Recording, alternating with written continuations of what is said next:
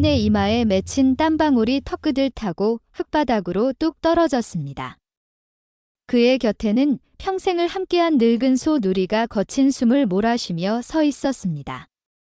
그 세월 동안 이 작은 밭은 노인과 늙은 소의 세상 전부였습니다. 죽은 아내의 몫이라 여기며 평생을 바친 땅이었고, 누리는 단순한 가축이 아니라 그 세월을 묵묵히 함께 견뎌준 유일한 혈육과도 같았습니다. 노인이 쟁기를 끌면 소가 앞에서 힘을 썼고, 노인이 허리를 두드리면 소는 잠시 걸음을 멈추고 기다려 주었습니다. 고요한 평화는 한 무리의 소란스러운 발걸음, 소리에 산산조각이 났습니다. 먼지를 일으키며 나타난 사내들은 이 고을의 가장 큰 권세가인 김대감의 수하들이었습니다. 선두에 선 마름이 꺼룩거리며 소리쳤습니다. 황영감, 아직도 이 밭이 자네 것인 줄 아는가? 대감나리께서 오늘부로 자네의 보잘것없는 밭을 거두시겠다 하셨네. 썩 물러나지 않고 뭘 하는가? 황노인은 대꾸 없이 쟁기자루를 쥔 손에 힘을 주었습니다. 이 땅은 내 아내의 넋이 깃든 곳이요. 그의 목소리는 낮았지만 그 안에는 굳건한 의지가 담겨 있었습니다. 그 말을 듣자마자 마름의 눈에 살기가 번뜩였습니다. 바로 그때 멀리서 말을 타고 나타난 김대감이 이 광경을 보고는 차갑게 명령을 내렸습니다. 미련한 늙은이로구나. 저 늙은이가 아끼는 것이 저 소 한 마리뿐인 듯하니 본보기를 보여주거라. 그 말이 떨어지기 무섭게 사내들이 누리에게 달려들었습니다. 음매, 평생 사람에게 순종하기만 했던 누리가 겁에 질려 울부짖었습니다. 황노인이 필사적으로 앞을 맞아섰지만 늙은 그의 몸은 장정들의 힘을 당해낼 수 없었습니다. 그는 거칠게 내팽개쳐졌고 그가 무력하게 지켜보는 앞에서 날카로운 칼날이 누리의 목을 파고들었습니다. 붉은 피가 분수처럼 솟구치며 황노인의 밭을 적셨습니다. 누리는 몇 번 발버둥 치다 인해 고요해졌습니다.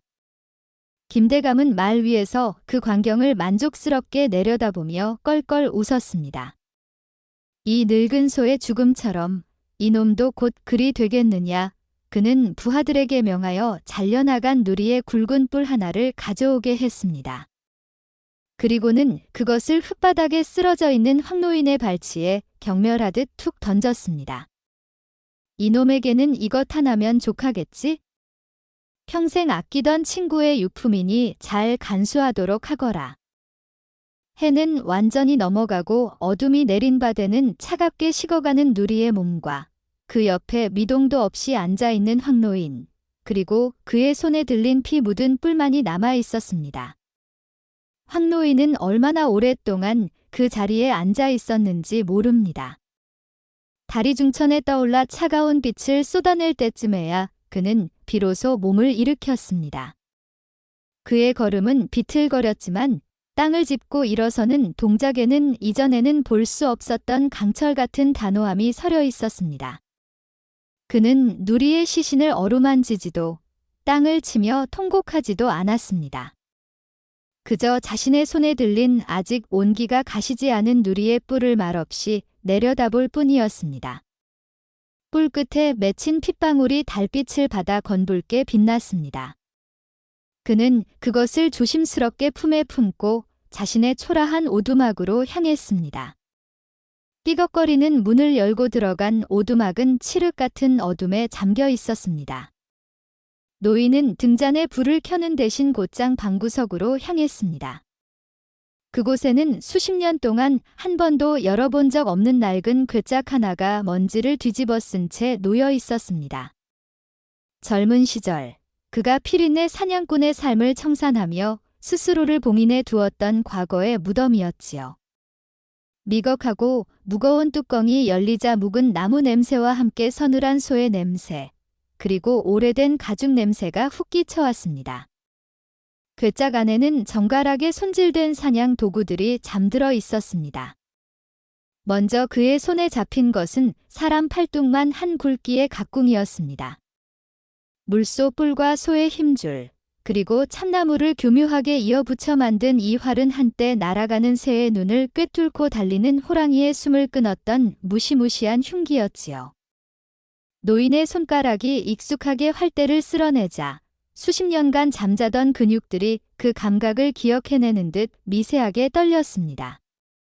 다음으로 그가 꺼내든 것은 손때 묻은 사냥칼이었습니다.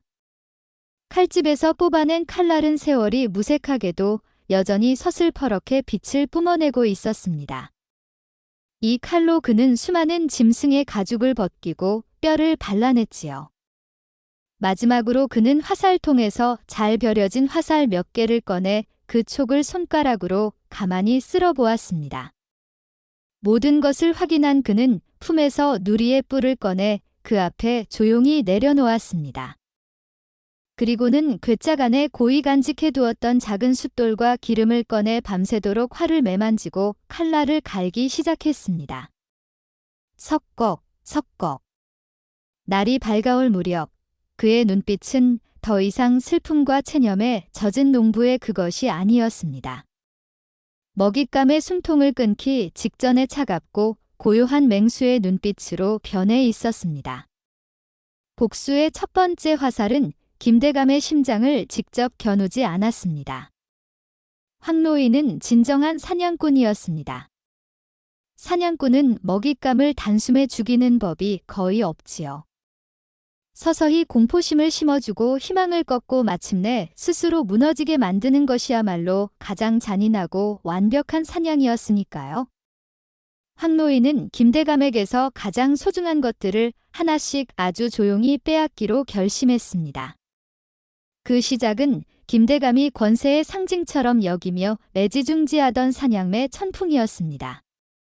천풍은 북방에서 들여온 보기 드문 해동청으로 그 용맹함과 날렵함이 따를 자가 없어 김대감의 가장 큰 자랑거리였지요. 그는 손님이 올 때마다 팔뚝에 천풍을 안치고 그 위용을 뽐내곤 했습니다. 사건은 며칠 뒤 새벽에 일어났습니다. 매를 돌보는 매방의 책임자가 사색이 되어 김대감의 처소로 달려왔습니다. 날이 큰일 났습니다. 천풍이가 사라졌습니다. 김대감은 잠결의 소리를 듣고 벌컥 화를 내며 자리에서 일어났습니다. 무슨 해괴한 소리냐? 묶어둔 매가 제 발로 날아가기라도 했단 말이냐. 그는 곧장 매방으로 달려갔지만 천풍이 앉아있던 횃대는 텅 비어 있었고 발목에 묶여있던 가죽만이 날카롭게 끊어져 있었습니다. 창살은 멀쩡했고 문은 굳게 잠겨 있었습니다. 그야말로 귀신이 곡할 노릇이었지요. 김대감은 불같이 노하며 당장 온 산을 뒤져서라도 천풍을 찾아내라고 엄명을 내렸습니다. 하인들은 온종일 산과 들을 헤매며 천풍의 이름을 불렀지만 그림자 하나 찾을 수 없었습니다. 그날 밤 분을 사귀지 못하고 뒤척이던 김대감은 잠결에 무언가 차가운 것이 뺨에 닿는 것을 느꼈습니다. 깜짝 놀라 눈을 떠보니 그의 베개 위에 손톱만 한 은방울 하나가 놓여 있었습니다. 그것은 바로 천풍의 발목에 매달아 두었던 방울이었습니다. 바깥에는 수십 명의 가솔과 호위 무사들이 눈을 번쩍이며 지키고 있었는데 대체 누가 어떻게 자신의 침소까지 들어와 이것을 놓고 갔단 말인가. 김대감의 등줄기에서 식은 땀이 흘러내렸습니다. 이것은 단순한 도적이 아니었습니다. 자신을 향한 명백한 경고이자 조롱이었지요. 그는 그제야 며칠 전 자신이 하찮게 여기며 짓밟아버렸던 늙은 농부의 얼굴을 떠올렸습니다. 하지만 이내 고개를 저었지요. 설마 그 힘없는 늙은이가 이런 엄청난 일을 저지를 수 있을 리가 없다. 하지만 그의 마음속에 피어오르기 시작한 불안감의 씨앗은 그날 밤 내내 그를 잠 못 들게 만들었습니다. 첫 번째 경고가 김대감의 마음을 흔드는 보이지 않는 칼날이었다면 두 번째 공격은 그의 위신을 뿌리째 뒤흔드는 거대한 불길이었습니다. 김대감에게는 천풍만큼이나 자랑스러워하는 것이 또 있었으니 바로 제주도에서 특별히 공수해온 3마리의 천리마였습니다. 윤기가 흐르는 털과 탄탄한 근육을 자랑하는 이 말들은 그의 부와 권력의 또 다른 상징이었지요. 그는 이 말들을 타고 사냥에 나서거나 위풍당당하게 저자거리를 행차하며 사람들의 부러움 섞인 시선을 즐겼습니다. 그는 말들을 위해 특별히 크고 튼튼한 마구간을 짓고 가장 손재주 있는 마부들을 고용하여 관리하게 할 만큼 애정이 깊었습니다. 사건은 또다시 모두가 깊이 잠든 한밤중에 일어났습니다. 불이다. 마구간에 불이 났다. 정적을 깨는 다급한 외침과 함께 시뻘건 불길이 밤하늘을 집어삼킬 듯이 타올랐습니다. 김대감이 허둥지둥 뛰어나왔을 때는 이미 불길이 마구간 전체를 뒤덮은 후였습니다. 튼튼한 참나무로 지은 마구간은 거대한 화로가 되어 활활 타올랐고 안에서는 말들의 고통스러운 비명소리가 터져나왔습니다.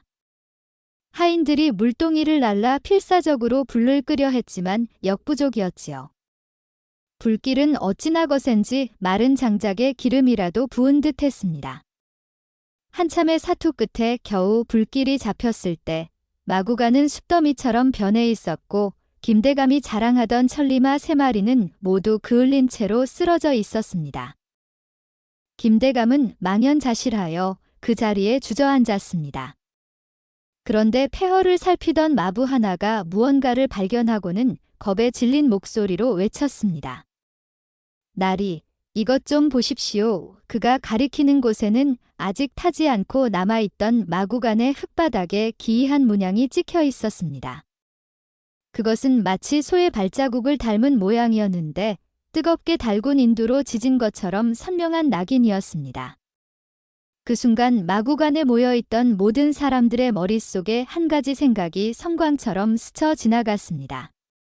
며칠 전 김대감에게 억울하게 죽임을 당한 황노인의 늙은 소, 그들은 수군거리기 시작했습니다. 이것은 필시 그 소의 원귀짓이 틀림없다. 대감님에게 앙심을 품고 복수를 하는 것이야. 의소의 발자국을 닮은 낙인은 이 기이한 화재가 단순한 실화가 아님을, 그리고 보이지 않는 복수자가 누구인지를 명백하게 가리키고 있었습니다. 김대감은 부들부들 떨며 소리쳤습니다. 궤변이다. 모두 쓸데없는 소리 집어치워지 못할까. 하지만 그의 외침은 공허하게 울릴 뿐 사람들의 마음속에 피어난 의심과 공포의 불길을 끄기에는 너무나도 미약했습니다. 그의 위신에 씻을 수 없는 금이 가기 시작한 것입니다. 김대감 댁에서 연이어 벌어진 기이한 사건들은 마침내 관아의 귀에도 들어가게 되었습니다. 단순한 절도나 방화로 보기에는 그 수법이 너무나도 기묘하고 대담했기 때문이지요. 특히 지역의 가장 큰 권세가인 김대감을 직접적으로 겨냥한 사건이었기에 관해서도 더 이상 좌시할 수 없었습니다. 이 사건의 수사를 맡게 된 인물은 새로 도성에 부임한 젊은 포도부장 이겸이었습니다. 그는 비록 나이는 젊었지만 명석한 두뇌와 날카로운 통찰력으로 여러 미제 사건을 해결하여 명성이 자자한 인물이었습니다. 이겸은 사건 기록을 꼼꼼히 살피고 직접 김대감의 집을 방문하여 현장을 둘러보았습니다. 사라진 매, 베개 위의 방울, 그리고 재더미가 된 마구간과 소 발자국 모양의 낙인까지. 그는 모든 단서들을 하나하나 신중하게 검토했지요. 김대감은 이 모든 것이 자신에게 원한을 품은 정치적 반대파의 소행일 것이라 주장하며 당장 그들을 잡아들여 족치라고 목소리를 높였습니다. 하지만 이겸의 생각은 달랐습니다. 그는 사건의 면면을 들여다볼수록 이것이 권력을 노린 자의 음모라고 보기에는 너무나도 개인적이고 상징적인 복수국의 형태를 띠고 있음을 직감했습니다. 대감님께서 이르신 것은 재물이 아닙니다. 대감께서 가장 아끼시던 매와 말이었습니다. 범인은 재물이 아닌 대감의 자존심을 노린 것입니다. 이겸은 차분하게 자신의 소견을 밝혔습니다. 또한 마구간의 불은 단순한 방화가 아닙니다. 현장의 흔적으로 보아 범인은 짐승의 기름을 곳곳에 뿌려 불길이 순식간에 번지도록 만들었습니다. 이는 산과 짐승의 생리를 잘 아는 자의 소행일 가능성이 높습니다. 그리고 마지막으로 이 낙인. 그는 이 사건이 거대한 배후를 가진 조직적인 범죄가 아니라 김대감에게 깊은 원한을 품은 단 한 사람 혹은 소수의 인물에 의해 저질러진 처절한 복수극일 것이라 결론 내렸습니다. 그는 김대감에게 물었습니다. 혹 최근에 누군가에게 씻을 수 없는 원한을 산 일이 있으십니까? 김대감은 순간 며칠 전 하찮게 짓밟아버렸던 늙은 농부와 그의 소를 떠올렸지만 이내 자존심 때문에 고개를 저으며 그런 일은 없다고 잡아떼었습니다. 하지만 이겸은 그의 미세하게 흔들리는 눈빛을 놓치지 않았습니다. 그는 관하로 돌아와 부하들에게 조용히 명을 내렸습니다. 최근 김대감과 분쟁이 있었던 자들을 모두 조사하라. 황노인의 복수는 잠시 소강 상태에 접어든 듯 보였습니다. 김대감은 관하의 수사가 시작되자 집안의 경비를 삼엄하게 늘리고 밤낮으로 순찰을 돌게 했습니다. 그는 이제 곧 범인이 잡힐 것이라 믿으며 조금씩 안정을 되찾아가는 듯했지요. 하지만 황노인은 그 모든 것을 멀리서 지켜보며 다음 사냥을 준비하고 있었습니다. 그의 다음 목표는 김대감의 눈에 보이는 재산이 아니라 그의 마음을 안쪽에서부터 좀먹어 들어갈 보이지 않는 공포였습니다. 진정한 사냥꾼은 기다릴 줄 아는 법이었으니까요. 사건은 며칠 뒤 김대감 댁의 거대한 식량 창고에서 터져나왔습니다. 창고를 관리하던 하인이 아침에 문을 열었다가 기겁을 하며 비명을 질렀던 것입니다. 쥐다. 곳간에 쥐떼가 들었다. 그의 비명을 듣고 달려온 사람들은 눈앞 광경에 경악을 금치 못했습니다. 수백, 아니 수천 마리는 좋게 되어 보이는 시커먼 쥐떼가 창고 안을 가득 메우고 있었습니다. 쥐들은 산더미처럼 쌓여있던 쌀가마를 갉아먹고 천장에 매달아 둔 곶감과 육포를 끌어내리고 온갖 곡식들을 파헤치며 그야말로 난장판을 벌이고 있었지요. 창고 안은 쥐들의 찍찍거리는 소리와 사물을 갉아대는 소리로 귀가 멍할 지경이었습니다.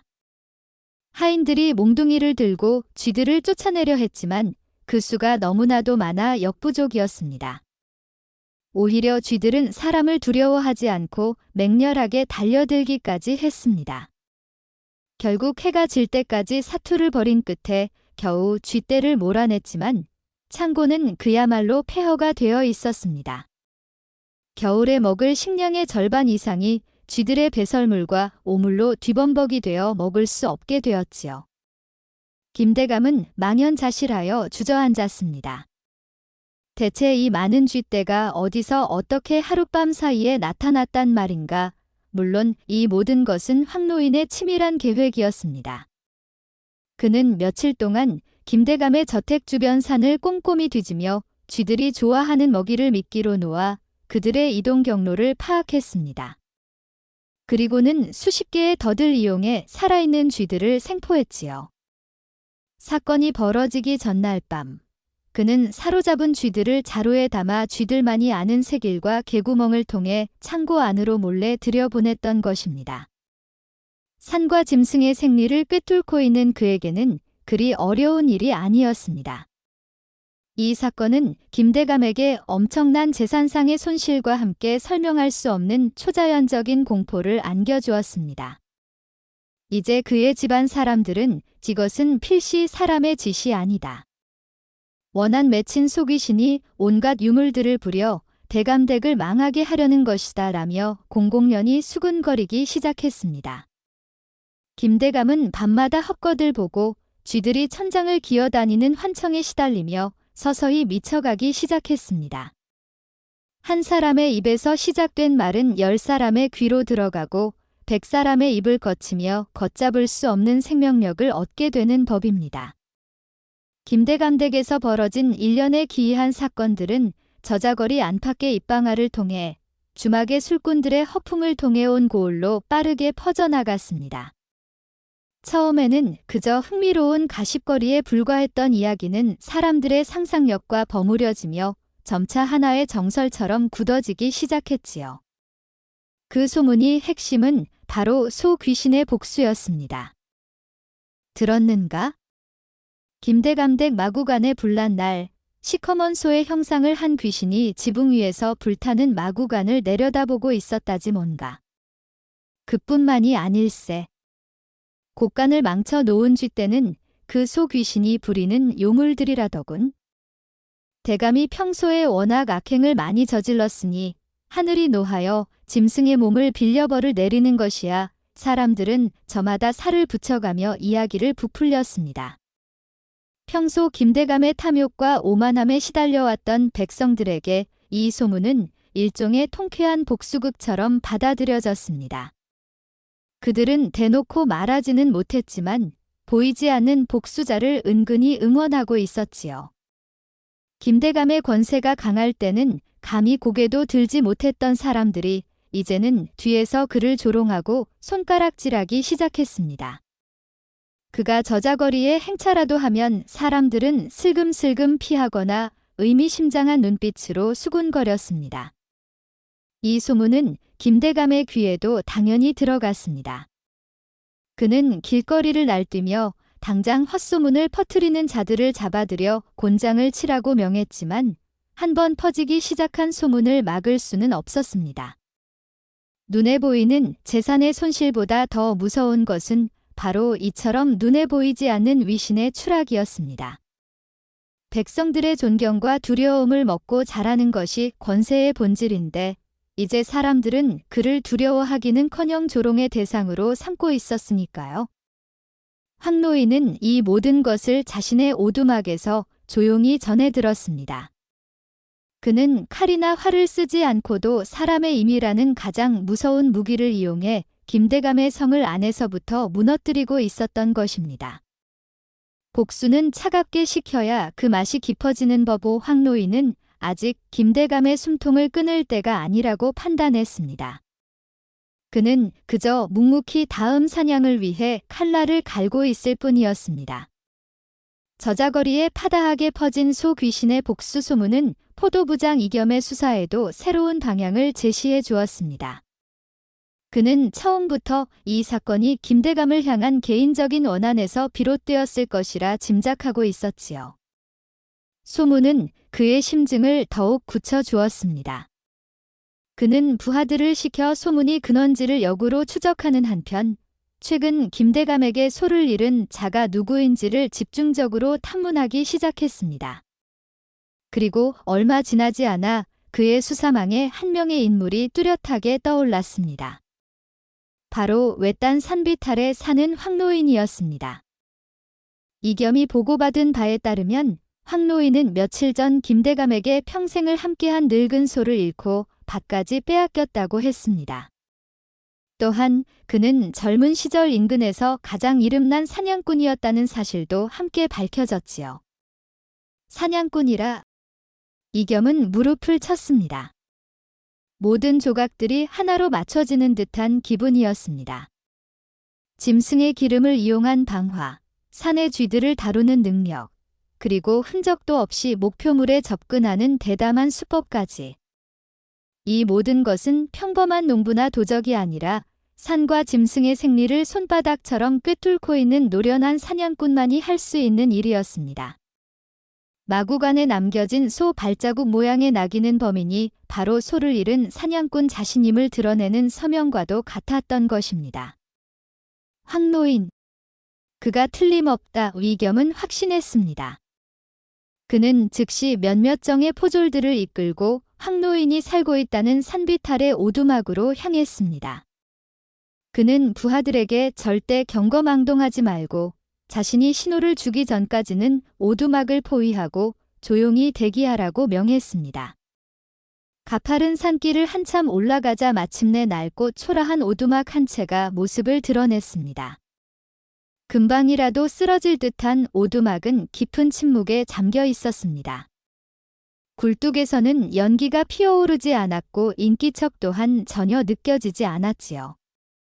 이겸은 조심스럽게 오두막으로 다가갔습니다. 그리고는 굳게 닫힌 살문 앞에서 최대한 예를 갖추어 소리쳤습니다. 어르신, 계십니까? 도성에서 온 포도부장 이겸이라 합니다. 잠시 여쭤볼 말씀이 있어 찾아왔습니다. 그의 목소리는 고요한 산속로 울려 퍼졌지만 오두막 안에서는 아무런 대답도 들려오지 않았습니다. 마치 처음부터 아무도 살지 않았던 것처럼 오두막은 그저 깊은 침묵으로 그를 맞이할 뿐이었습니다. 이겸은 한참을 더 밖에서 기다렸지만 오두막 안에서는 여전히 아무런 기척이 없었습니다. 그는 무언가 잘못되었음을 직감했지요. 그는 더 이상 지체할 수 없다고 판단하고 부하들에게 손짓하여 조심스럽게 안으로 진입했습니다. 삐걱거리는 문을 열고 들어간 오두막 내부는 놀라울 정도로 정갈했습니다. 방 한 구석에는 이부자리가 단정하게 펴져 있었고 아궁이에는 불을 뗀 흔적이 남아 있었지만 온기는 이미 사라진 지 오래였습니다. 마치 주인이 잠시 집을 비운 듯 보였지만 이겸은 방 안의 감도는 미묘한 위화감을 느꼈습니다. 그것은 너무나도 완벽하게 비어있다는 느낌이었습니다. 부장님, 이것을 보십시오. 한 포졸이 방바닥에서 무언가를 발견하고는 그를 불렀습니다. 그것은 아주 작은 나무 조각이었는데 자세히 보니 무언가를 조각하다 남은 파편이었습니다. 이겸이 그것을 집어드는 순간 멀리서 말을 달리는 급박한 소리가 들려왔습니다. 이윽고 한 명의 포졸이 숨을 헐떡이며 오두막으로 뛰어 들어왔습니다. 날이 큰일 났습니다. 관아의 무기고가 습격을 당했습니다. 그야말로 청천벽력 같은 소식이었습니다. 포졸의 보고에 따르면 이겸과 정예 병력들이 모두 이곳으로 출동한 틈을 타 정체불명의 괴한이 관아의 가장 허술한 지점을 뚫고 들어와 화약 일부를 훔쳐 달아났다는 것이었습니다. 그 순간 이겸은 망치로 머리를 한 대 맞은 듯한 충격을 받았습니다. 모든 것이 속임수였습니다. 황노인은 처음부터 이 오두막에 없었던 것입니다.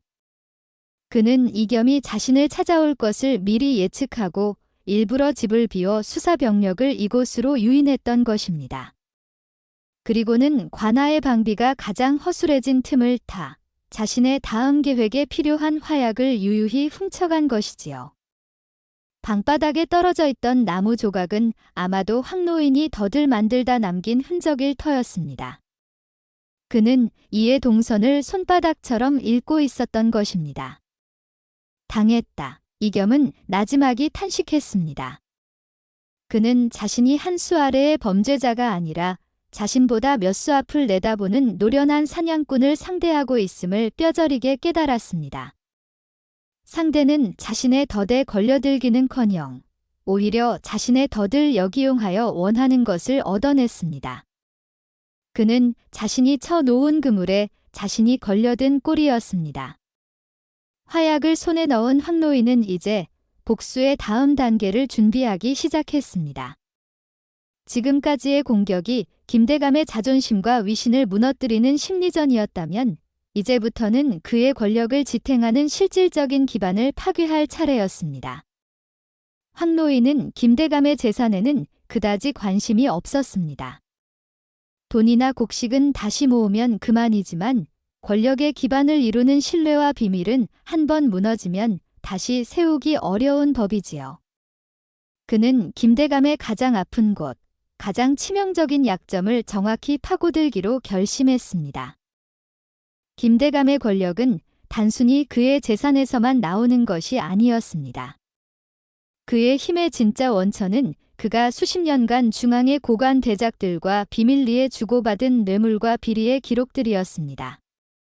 그는 누구에게 어떤 뇌물을 주었고 누구의 약점을 잡고 있으며 어떤 불법적인 거래를 통해 부를 축적했는지를 낱낱이 기록해두는 치밀함을 보였지요. 이 비밀 장부와 서신들은 그에게는 가장 강력한 무기이자 동시에 발각되면 그의 목을 겨울 가장 위험한 칼날이기도 했습니다. 그는 이 중요한 문서들을 자신의 저택 가장 깊숙한 곳에 위치한 서고에 보관하고 있었습니다. 서고는 두꺼운 벽과 튼튼한 쇠문으로 만들어져 웬만한 화재나 침입에도 끄덕없도록 설계되었지요. 김대감은 이 서구야말로 세상에서 가장 안전한 곳이라 믿어 의심치 않았습니다. 황노인은 며칠 동안 밤마다 유령처럼 김대감의 저택 담벼락 주변을 맴돌았습니다. 그는 짐승의 감각으로 경비병들의 순찰 경로와 교대 시간을 파악하고 저택의 구조를 머릿속에 그렸습니다. 그는 낮에는 평범한 나무꾼으로 변장하여 저택에서 일하는 하인들의 대화를 엿들으며 서고의 위치와 구조에 대한 정보를 수집했습니다. 그는 마치 거대한 먹잇감을 사냥하기 전 그 주변을 맴돌며 약점을 파악하는 늙은 호랑이와도 같았습니다. 그의 눈에는 김대감의 저택이 거대한 성이 아니라 수많은 빈틈을 가진 사냥감으로 보일 뿐이었습니다. 그는 마침내 서고의 가장 취약한 지점이 지상에서 보이지 않는 지붕의 환기구라는 사실을 알아냈습니다. 이제 모든 준비는 끝났습니다. 그는 자신의 오두막으로 돌아와 관에서 훔친 화약과 짐승의 기름, 그리고 마른 쑥과 심지를 이용해 무언가를 만들기 시작했습니다. 그것은 그의 마지막 복수를 화려하게 장식할 강력하고 무서운 불꽃이 될 터였습니다. 달빛이 구름 뒤에 숨어버린 칠흑 같은 밤이었습니다. 김대감의 저택은 삼엄한 경비 속에서도 깊은 잠에 빠져 있었지요. 바로 그때 저택 가장 깊숙한 곳에서 쿵 하는 둔탁한 폭발음이 울려 퍼졌습니다. 소리는 그리 크지 않았지만 고요한 밤의 정적을 깨뜨리기에는 충분했습니다. 잠결의 소리를 들은 하인들이 어리둥절하며 밖으로 나왔을 때 그들의 눈에 들어온 것은 서고 지붕 위로 시뻘건 불기둥이 솟아오르는 끔찍한 광경이었습니다. 불이다. 서고에 불이 났다. 불길은 믿을 수 없는 속도로 번져나갔습니다. 마른 장작더미에 불을 붙인 듯 순식간에 서고 전체가 거대한 화염에 휩싸였습니다. 두꺼운 벽과 쇠문은 불길을 막아내기는커녕 오히려 안의 열기가 밖으로 빠져나오지 못하게 하여 서고를 거대한 불가마로 만들어버렸습니다. 허둥지둥 달려온 김대감은 눈앞 광경을 보고는 그대로 얼어붙었습니다. 그의 모든 것이, 그의 권력과 비밀, 그리고 그의 목숨줄과도 같았던 모든 기록들이 저 불길 속에서 재가 되고 있었습니다. 안 된다. 어서 불을 꺼라. 저 안의 문서들을 꺼내야 한다. 그가 미친 사람처럼 소리쳤지만 아무도 감히 그 불지옥 속으로 뛰어들 엄두를 내지 못했습니다.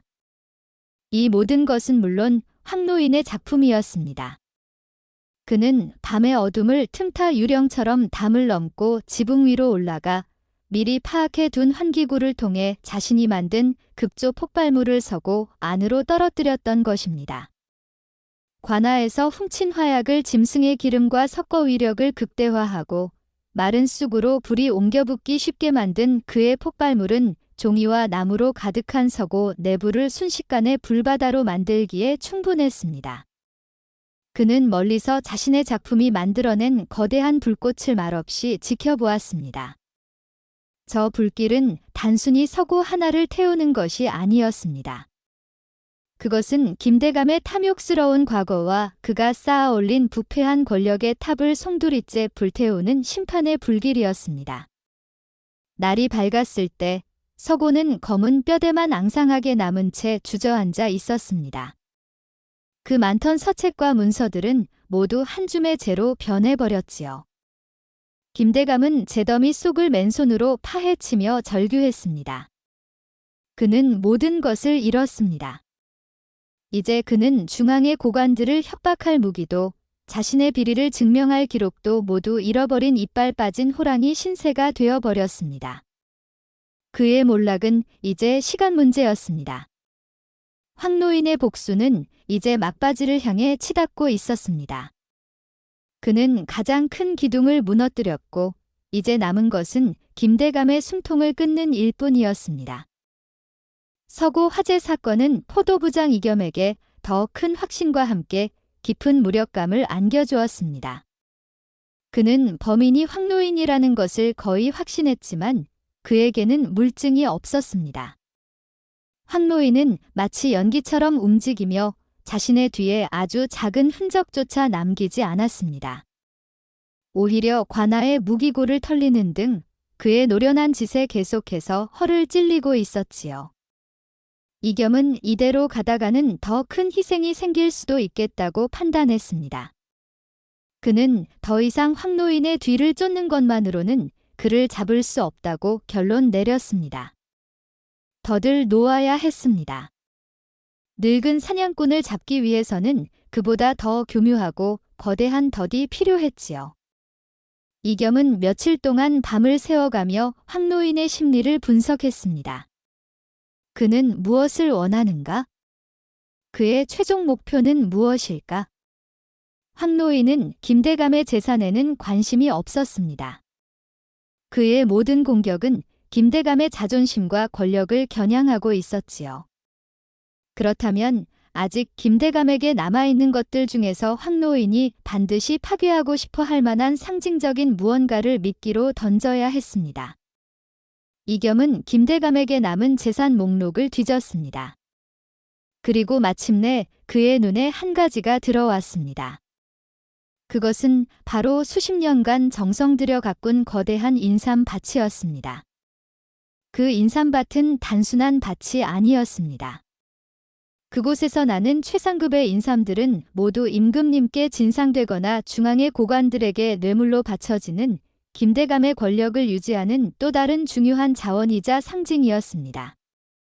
또한 인삼밭은 넓은 평지에 위치해 있어 숨을 곳 없는 사방이 트인 공간이었습니다. 만약 황노인이 이곳을 노린다면 그가 아무리 뛰어난 사냥꾼이라 할지라도 수많은 관군들의 포위망을 피하기는 어려울 터였습니다. 이겸은 바로 이 인삼밭을 마지막 무대로 삼기로 결정했습니다. 그는 교묘한 함정을 설계하기 시작했습니다. 먼저 그는 저자거리에 은밀하게 헛소문을 퍼뜨렸습니다. 김대감이 서구의 비리 장부를 모두 잃고 이제 남은 것은 저 인삼밭뿐이라더라. 저 밭을 팔아 재기하려 한다는군. 이 소문은 분명 황노인의 귀에도 들어갈 것이었습니다. 다음으로 그는 김대감을 설득하여 인삼밭의 경비를 일부러 허술하게 보이도록 만들었습니다. 그리고는 밭 주변의 숲과 언덕에 수십 명의 정예 포졸들을 매복시켰지요. 이제 모든 준비는 끝났습니다. 이겸은 숨을 죽이고 늙은 사냥꾼이 자신이 파놓은 덫으로 제 발로 걸어 들어오기만을 기다렸습니다.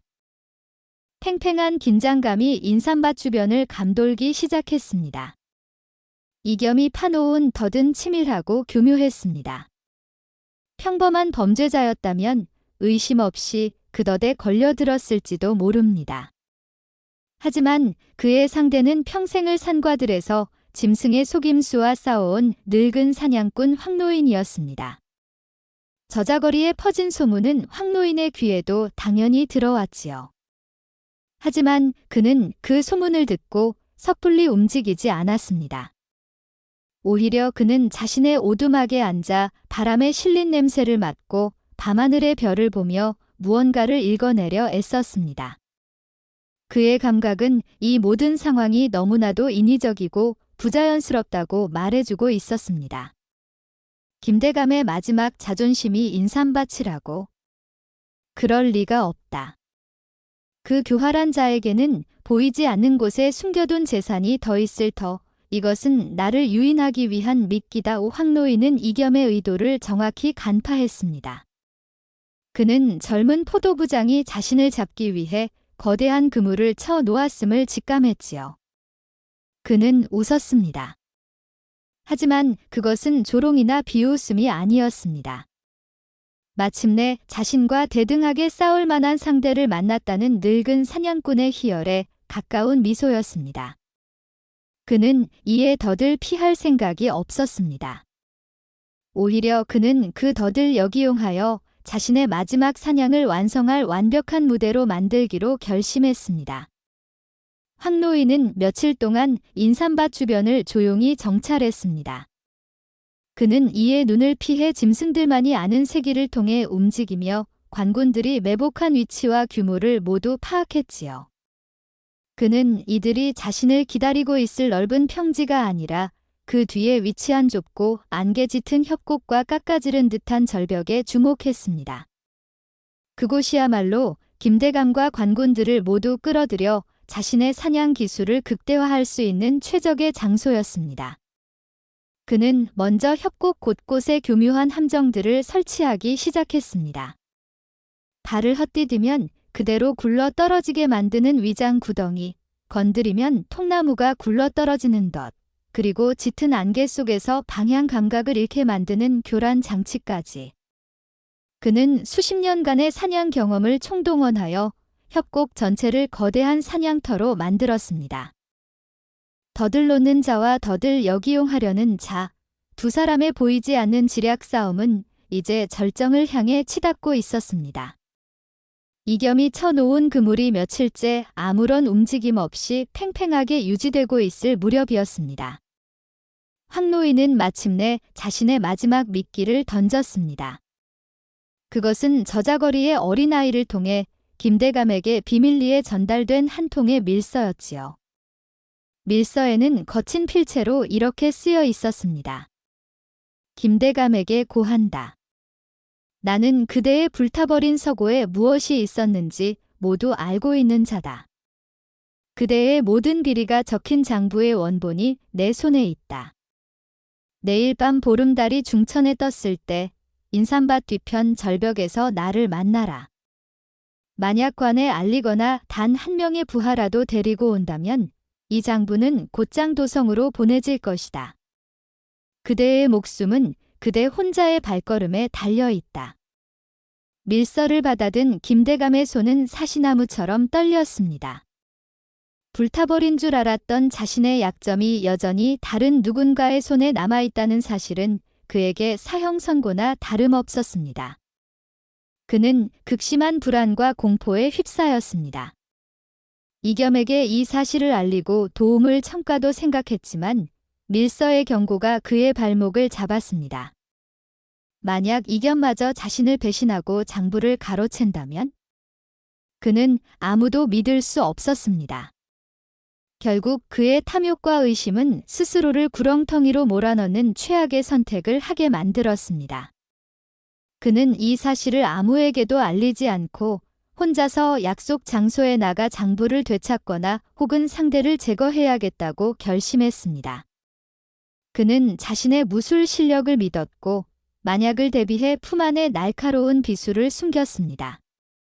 그는 자신이 지금 거대한 덫의 중심으로 제 발로 걸어 들어가고 있다는 사실을 까맣게 모르고 있었습니다. 그의 눈에는 오직 자신의 비밀을 되찾아야 한다는 조급함과 탐욕만이 가득했지요. 약속한 날 밤, 거대한 보름달이 세상을 은빛으로 물들이고 있었습니다. 김대감은 약속대로 검은 옷으로 몸을 감춘 채 홀로 인삼밭을 지나 절벽으로 향했습니다. 그의 발걸음은 조심스러웠지만 그 눈빛에는 긴장감과 함께 비장함이 서려 있었습니다. 짙은 안개가 자욱하게 깔린 절벽길은 한치 앞을 분간하기 어려웠습니다. 그는 품 안의 비수를 고쳐주며 사방을 경계했습니다. 마침내 그가 약속 장소인 절벽 끝에 다다랐을 때 그의 눈앞에 한 인형이 서 있는 것이 보였습니다. 달빛을 등지고 서 있어 얼굴은 보이지 않았지만 그는 직감적으로 저자가 자신을 부른 자임을 알아차렸습니다. 내 놈이냐? 내 장부를 가지고 있다는 놈이. 김대감의 목소리는 안개 속에서 낮게 울렸습니다. 인형은 천천히 몸을 돌렸습니다. 달빛이 그의 얼굴을 비추는 순간 김대감은 자신의 눈을 의심했습니다. 그곳에 서 있는 것은 자신이 그토록 찾아 헤매던 정치적 원수가 아니라 자신이 벌레처럼 여기며 짓밟았던 늙은 농부 황노인이었습니다. 내 놈이다. 어찌하여 여기에? 김대감은 너무나도 놀라 말을 더듬었습니다. 황노인은 아무런 대답도 하지 않았습니다. 그의 얼굴에는 어떠한 감정도 담겨 있지 않았지요. 김대감은 순간 극심한 공포에 휩싸였습니다. 그제야 그는 이 모든 것이 자신을 이곳으로 유인하기 위한 황노인의 함정이었음을 깨달았습니다. 이 늙은이가 감히 나를 속여. 그는 분노하며 품속의 비수를 꺼내 들려 했습니다. 하지만 그의 손이 비수에 닿기도 전에 황노인의 등 뒤에서 무언가가 번개처럼 날아와 그의 손등을 꿰뚫었습니다. 그것은 날카롭게 깎은 나무 조각이었습니다. 으아악! 김대감은 비명을 지르며 손을 부여잡았습니다. 그가 고통으로 몸부림치는 사이 황노인은 그의 등 뒤에 교묘하게 파놓았던 거대한 함정의 위장 덮개를 발로 차버렸습니다. 김대감의 바로 등 뒤, 짙은 안개와 수풀에 가려져 있던 땅이 순식간에 아가리를 벌렸습니다. 김대감은 비명을 지를 틈도 없이 그 깊이를 알 수 없는 어둠 속으로 순식간에 빨려 들어갔습니다. 황노인은 함정 아래를 내려다보지 않았습니다. 그는 그저 고개를 들어 휘영청 밝은 달을 말없이 올려다볼 뿐이었습니다. 길고 길었던 사냥이 마침내 끝나는 순간이었습니다. 김대감이 함정 속으로 사라진 바로 그 순간이었습니다. 짙은 안개를 헤치고 수십 개의 횃불이 일제히 모습을 드러냈습니다. 포도부장 이겸과 그가 이끄는 관군들이었습니다. 그는 황노인의 함정과 그 함정에 빠지는 김대감의 모습을 모두 지켜보고 있었지요. 모두 멈추어라. 활을 거두어라. 이겸의 외침에 황노인을 겨누고 있던 군사들이 화리를 내렸습니다. 이겸은 천천히 황노인에게 다가갔습니다. 황노인은 조금도 놀라거나 저항하는 기세 없이 담담하게 그를 마주 보았습니다. 모든 것을 알고 있었군. 오 황노인이 나지막이 말했습니다.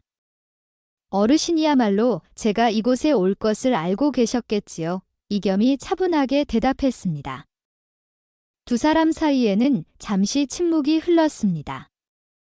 그것은 쫓는 자와 쫓기는 자의 긴장감이 아니라 서로의 능력을 인정한 고수들 사이의 기묘한 존중감 같은 것이었습니다. 이겸은 함정 아래를 힐끗 내려다보았습니다.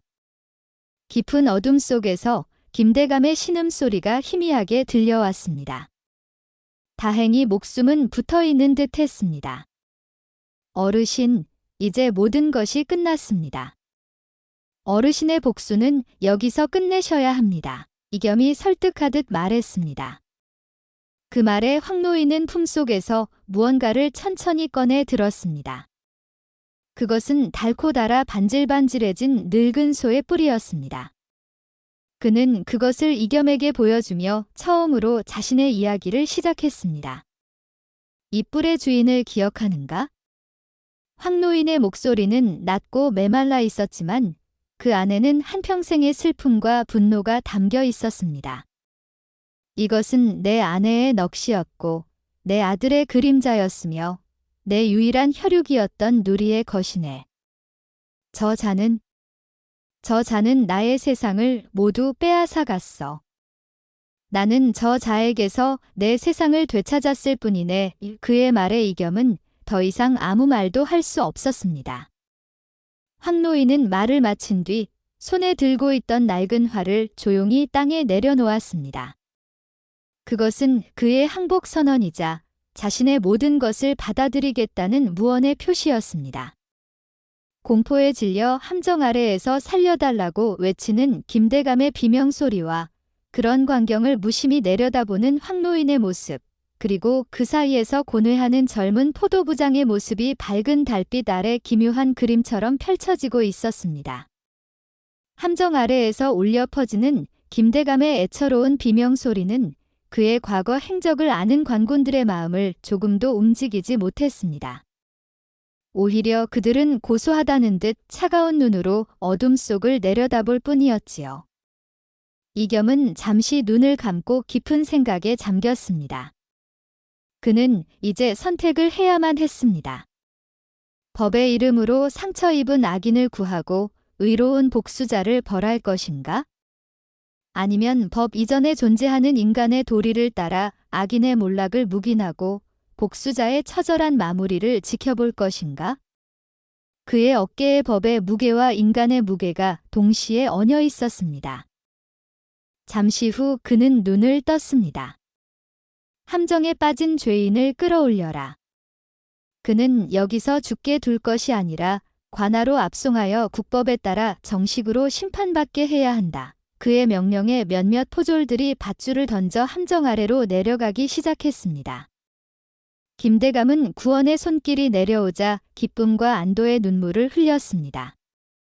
그런 다음 이겸은 황노인을 향해 돌아섰습니다. 황노인은 이미 모든 것을 체념한 듯 순순히 관군들의 포박을 기다리고 있었습니다. 그러나 이겸은 그를 향해 다가가지 않았습니다. 대신 그는 모든 관군들이 들을 수 있도록 큰 소리로 말했습니다. 오늘 밤 우리는 이 고을의 오랜 종기였던 악인 김대감을 체포했다. 그는 그동안 저지른 수많은 악행에 대해 엄중한 벌을 받게 될 것이다. 그는 잠시 말을 멈추고 황노인을 바라보며 말을 이었습니다. 또한 그 과정에서 오랫동안 김대감에게 고통받아온 한 백성이 자신의 억울함을 호소하며 우리를 도왔다. 그의 용기 있는 행동이 아니었다면 김대감의 모든 죄를 밝히는 것은 불가능했을 것이다. 이겸의 말은 사실상 황노인의 모든 행동을 개인적인 복수가 아닌 공적인 의거로 규정하는 것이나 다름없었습니다. 그는 법의 테두리 안에서 황노인에게 최대한의 면죄부를 주려고 했던 것입니다. 그는 황노인에게 다가가 그의 어깨를 잡고 나지막이 말했습니다. 어르신, 어르신의 복수는 끝났습니다. 이제 모든 것은 관아의 몫입니다. 어르신은 집으로 돌아가십시오. 내일 아침 제가 다시 찾아뵙겠습니다. 그는 황노인을 체포하지 않았습니다. 대신 그에게 마지막 하룻밤의 자유와 자신의 삶을 정리할 시간을 주었습니다.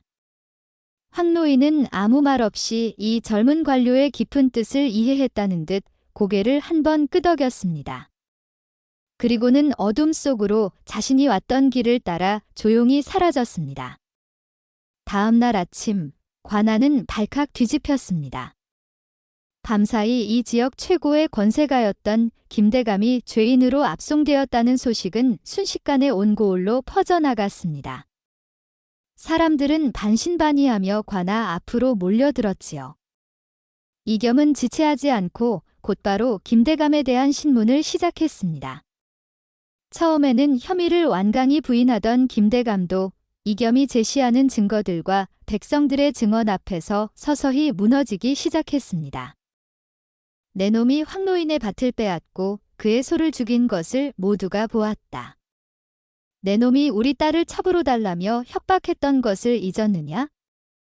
세금을 속이고 우리들의 고혈을 빨아먹은 죄를 어찌 모른단 말이냐? 관아 문 밖에서 성난 백성들의 외침이 파도처럼 밀려 들어왔습니다. 김대감은 더 이상 버틸 수 없었습니다. 그의 권력은 이미 잿더미처럼 사라졌고 그를 비호해주던 중앙의 인물들도 증거가 사라진 지금은 그를 외면할 것이 뻔했습니다. 그는 결국 자신의 모든 죄를 자백하고 말았습니다.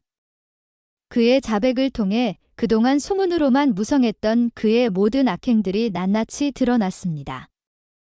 가난한 농민들의 땅을 헐값에 빼앗고 무고한 양민을 노비로 삼았으며 세금을 횡령하여 막대한 부를 축적한 사실까지. 그의 죄는 파헤칠수록 끝이 없었습니다. 김대감의 몰락은 그야말로 비참했습니다. 그의 모든 재산은 몰수되어 그에게 피해를 본 백성들에게 나누어졌습니다. 그가 평생을 바쳐 긁어모았던 부와 권력은 하룻밤에 꿈처럼 허망하게 사라져 버렸지요. 그는 결국 참수형을 선고받고 저자거리에 이슬로 사라지는 비참한 최후를 맞이했습니다. 그가 처형되던 날, 온 고을 사람들은 거리로 나와 한 시대의 악인이 사라지는 모습을 통쾌하게 지켜보았습니다. 오랫동안 고을을 짓누르던 거대한 악이 마침내 한 늙은 사냥꾼의 처절한 복수와 젊은 관료의 정의로운 심판 앞에 무너져 내린 것입니다. 황노인의 복수는 그가 의도하지는 않았지만 결과적으로 억압받던 수많은 백성들을 해방시키는 계기가 되었습니다. 소귀신의 복수라 불리던 저자거리의 소문은 이제 한 의로운 노인의 영웅담으로 바뀌어 사람들 입에 오르내리기 시작했습니다. 김대감에 대한 심판이 끝나고 이겸은 약속대로 황노인의 오두막을 다시 찾아갔습니다. 황노인은 그가 올 것을 알고 있었다는 듯 마루에 조용히 앉아 그를 기다리고 있었습니다. 그는 지난밤보다 한결 편안해진 얼굴이었습니다. 더 이상 그의 눈에는 차가운 복수심이나 분노가 담겨 있지 않았습니다. 그저 모든 것을 끝낸 자의 깊은 고요함만이 남아 있었지요. 이겸은 그의 맞은편에 조용히 앉았습니다.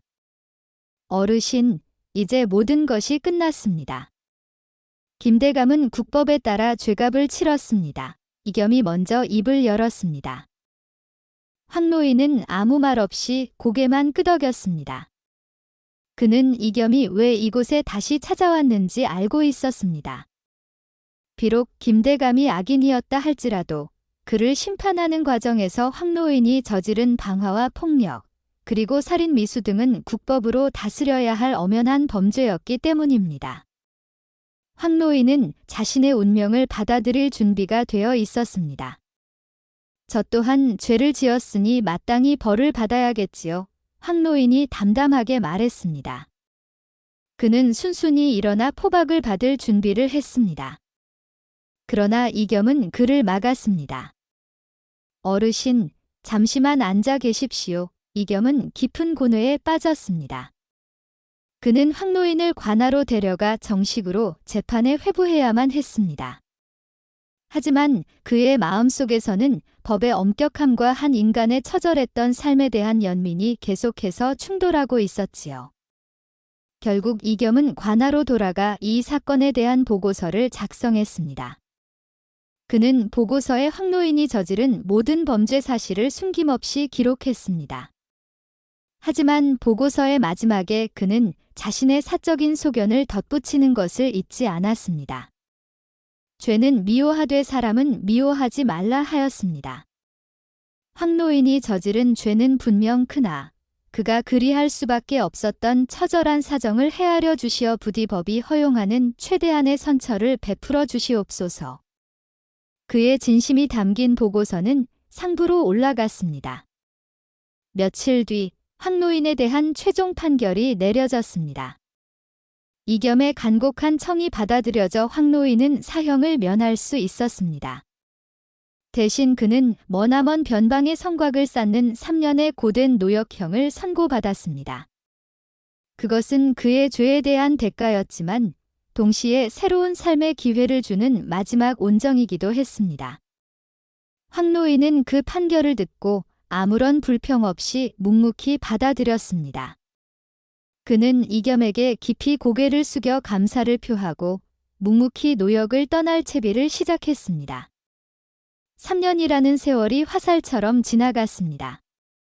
강사는 3번이나 옷을 갈아입었고 저자거리의 아이들은 그만큼 키가 자랐습니다.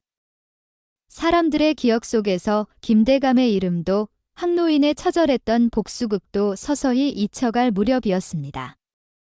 어느 늦가을 해질녘 한 낯선 노인이 절뚝거리며 고을 어귀로 들어섰습니다. 그의 허리는 완전히 구부러져 있었고 얼굴에는 고된 노동의 흔적이 깊게 새겨져 있었습니다. 생색은 남았지만 그의 눈빛만은 예전처럼 깊고 고요했습니다. 바로 3년의 노역을 마치고 돌아온 황노인이었습니다. 그는 저자거리의 번화한 풍경을 잠시 바라보다 이내 아무런 미련 없이 자신의 옛집이 있던 산비탈로 발걸음을 옮겼습니다. 그가 살던 오두막은 지난 3년간의 비바람에 반쯤 무너져 내린 채 폐허가 되어 있었습니다. 하지만 그는 개의치 않았습니다. 그의 목적지는 오두막이 아니라 그 앞에 펼쳐진 작은 밭이었기 때문입니다. 그가 떠난 뒤 아무도 돌보지 않은 밭은 잡초만 무성하게 자라 있었습니다. 황노인은 그 밭 한가운데로 걸어 들어갔습니다. 그리고는 품속 깊이 간직해왔던 작고 단단한 물건을 꺼내 들었지요. 바로 3년 전 그의 모든 것을 앗아가고 또한 그의 모든 것을 되찾게 해주었던 누리의 뿔이었습니다. 그는 더 이상 사냥꾼이 아니었습니다. 그의 손은 활을 당기기에는 너무 굳어버렸고 그의 눈은 먼 곳의 사냥감을 쫓기에는 너무 침침해졌습니다. 그는 그저 모든 것을 끝내고 돌아온 늙고 지친 하나의 농부일 뿐이었습니다. 그는 맨손으로 차가운 흙을 파기 시작했습니다. 한참 만에 그는 적당한 깊이의 구덩이를 파고 그 안에 누리의 뿔을 조심스럽게 묻었습니다.